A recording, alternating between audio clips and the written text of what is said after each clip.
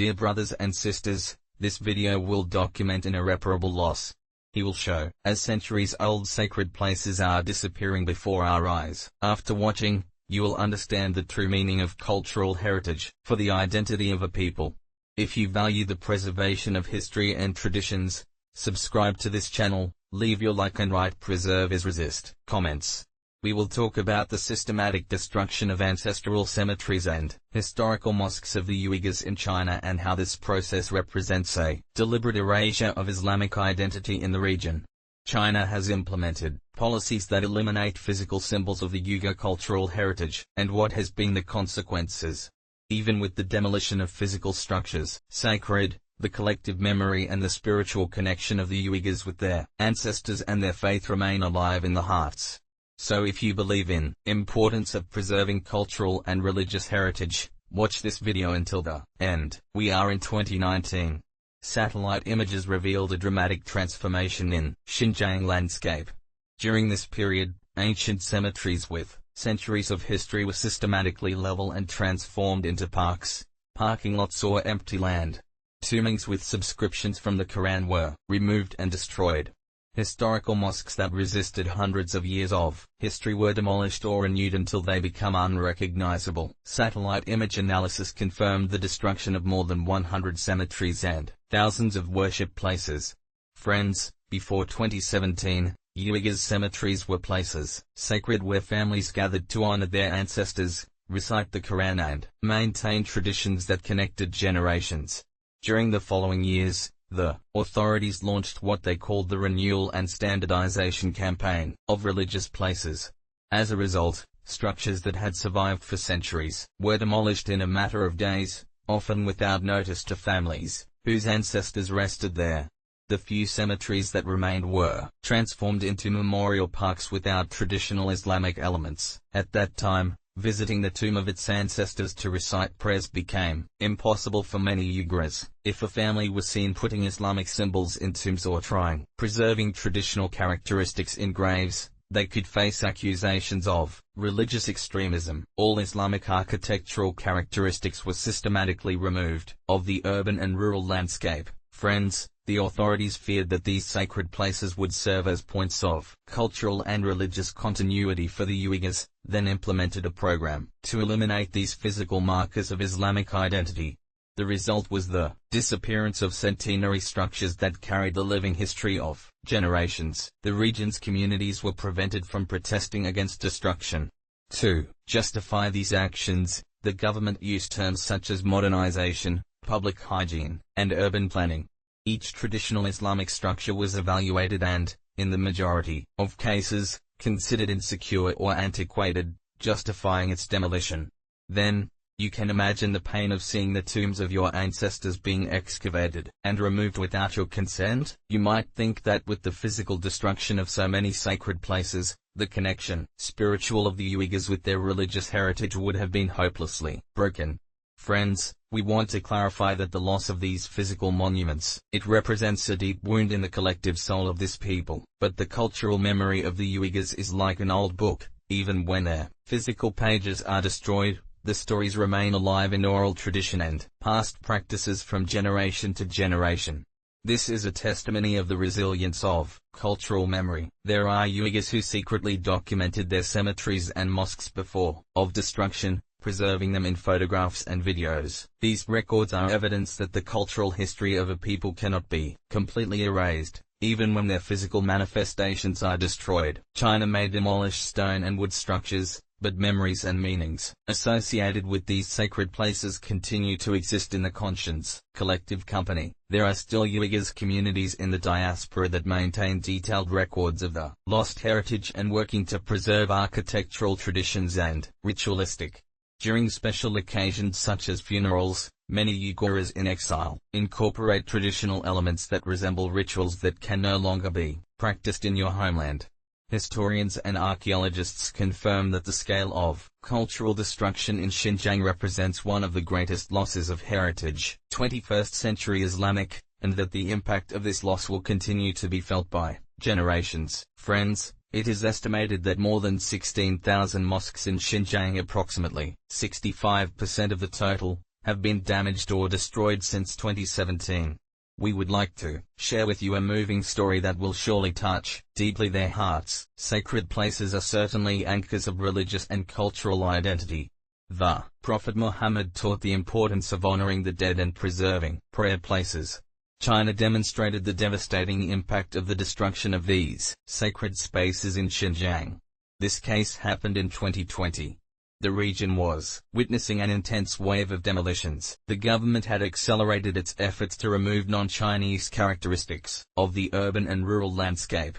As a result, entire communities lost their cultural and spiritual reference points. In this context, an elderly Uyghur shared his experience after discovering that the ancestral cemetery of his family had been destroyed. "I will report your words as recorded. I lived on the outskirts of Kashgar and," he said, "everything I witnessed, I will count on my own words," he said. "It was that morning. I walked to the cemetery as I did every Friday. My dad, my grandfather and previous generations were buried there. When I arrived, I saw just excavators and flat ground. The whole cemetery had disappeared." At night, upon realizing this, I was in shock and wanted to know what had happened to the remains. Mortals. The workers told me that the bodies had been relocated, but they could not tell where. With my heart broken, I returned home and sought any object that could have as a memory of the cemetery. When I opened an old box, I found photographs of my father's funeral, showing the traditional cemetery with its characteristics, distinct Islamic. After talking to neighbors, I found that other cemeteries in the region they had also been destroyed. The elderly who told me this had no way to formally process his loss. I approached a local employee and asked where the remains were taken. "Mortals of our ancestors?" he answered dryly, "to a place of burial, standardized. It is no longer allowed to have cemeteries with religious characteristics visible." Why was this so devastating?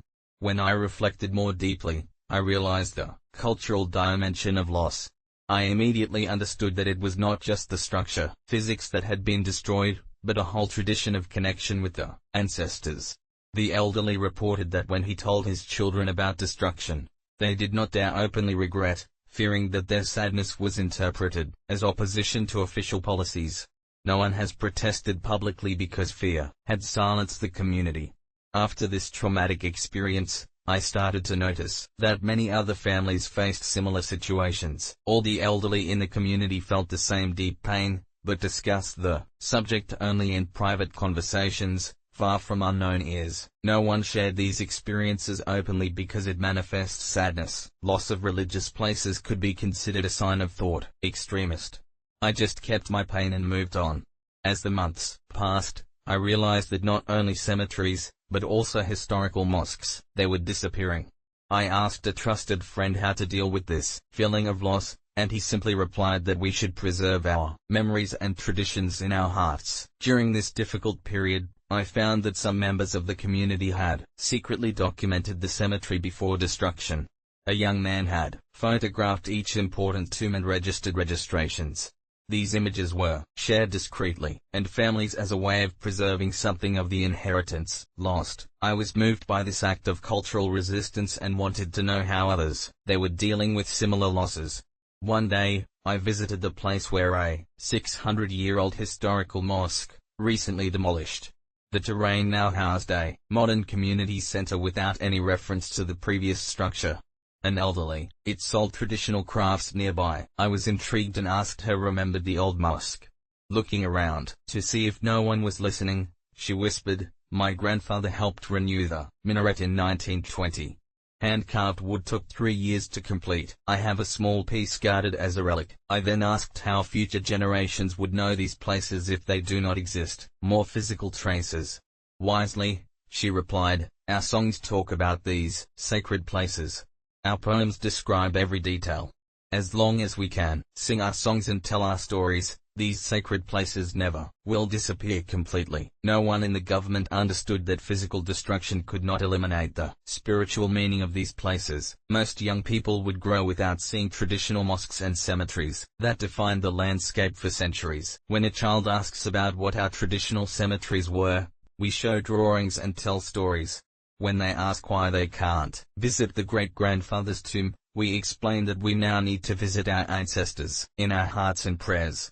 The stone can be broken, but the memory and the spiritual connection cannot be destroyed by machines. Shared that when he passed the new memorial park that replaced the ancestral cemetery, noticed that many seniors walked the same way as they traveled when the cemetery still existed, performing its prayers silently as they walked, a way to maintain the connection with the same sacred space after its physical destruction. The man concluded his account by saying that, despite the pain, he found comfort, knowing that the true essence of sacred places remained alive in practices and memories of the people. Friends can demolish centenary mosques and level ancestral cemeteries. But when the spiritual meaning of these places lives in culture and in collective memory, its importance transcends physical existence. Friends, reflecting on this painful reality, I remember Islamic teaching that the connection with Allah and our ancestors does not depend on structures, physical, but resides forever in our hearts. Write living memory or eternal heritage in the comments. Share this video for the world to know what is happening with this cultural heritage, irreplaceable. We will meet again with a new video. Until then, that we can all value and protect cultural and religious inheritances that define who we are.